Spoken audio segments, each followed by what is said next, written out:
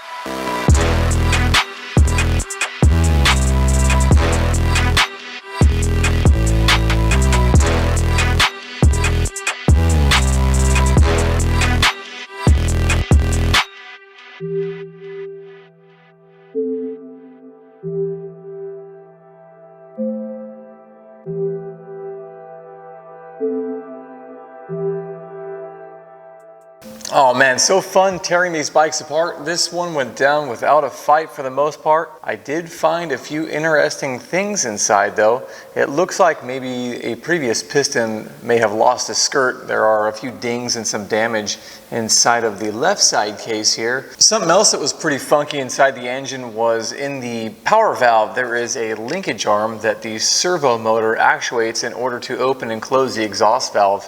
And where the retaining clips are for these cable ends, they look a lot like the end of your clutch cable where it goes into your clutch perch, was just snapped clean off. And somebody decided it would be a good idea to put in a piece of wire. It actually kind of looks like a circlip from a piston wrist pin, and it probably worked pretty well. It actually is kind of clever, but obviously, you know, you could just buy the brand new part for 15 bucks or whatever. So that was kind of funny, a little bit of backyard engineering, but like I said, it probably worked. And the other side was not repaired, but also broken off. And that cable end was actually coming out of the armature. So it had dug its way through the corner of the armature. And I would be willing to bet that this power valve wasn't working very well. And they are notoriously sort of known to slack out anyways in regards to those cables. And these bikes were always really hard to jet and get running right. Just another nail in the coffin for that power valve. Another thing that was totally roached was this piston, and I showed you guys that a little bit earlier. The strange thing about this piston is that it's brand new and it has a ton of wear on the front, so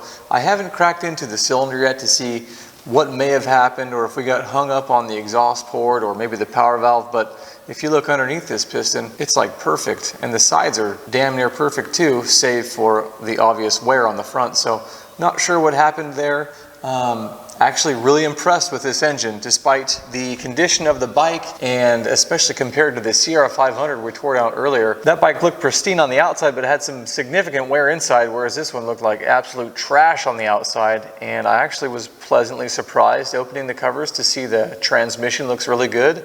All of the cogs look really good. The dry side of this engine, as in the stator and generator, look really great. They almost look brand new. I don't know if anyone's ever opened that cover, but just a really good looking inside. No dirt, which is pretty typical from things entering through the rubber gasket on the lower front of the engine. So overall, we have good bones. We'll go ahead and get the crank measured and make sure that thing's in spec and decide whether or not we can reuse it or not, or if it needs to be rebuilt. We will go ahead and check out all the other components as well. And then the final step in this process is, in addition to the vapor blast cabinet we just had show up today, went ahead and purchased a second cabinet, which is a dry blast cabinet, and we will keep aluminum oxide in that at all times so that we can go ahead and blast cases or whatever somebody may want to have a ceramic coating or Cerakote shot onto, and we'll be able to do that. So like I said in the beginning of the video, things are really coming along. I'm really happy and I feel great, so that's pretty important to me. And for what it's worth, we are still in the coronavirus phase with the lockdown and all that sort of thing. And